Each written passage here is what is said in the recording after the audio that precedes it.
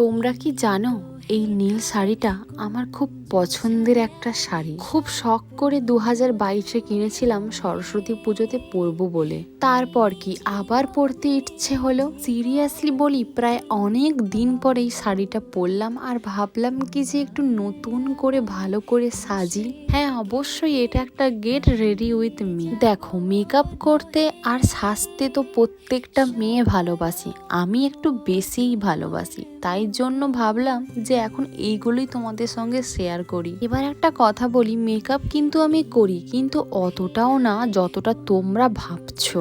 আর আমি যেহেতু বাঙালি, আর বাঙালি মেখে শাড়ি পরলে কিরম লাগবে সেটা তো তোমরা গেস করতেই পারছো। এবার অনেকেই ভাববে এত সুন্দর সেজে গুজে আমি যাচ্ছি কোথায়। অ্যাকচুয়ালি আমি একটা রেস্টুরেন্টে খেতে যাচ্ছি। আর প্লিজ গাইস, ভেবো না কোনো ডেটে, আমার মায়ের সঙ্গে লাঞ্চ ডেট। হ্যাঁ, শাড়ি পরে যাচ্ছি।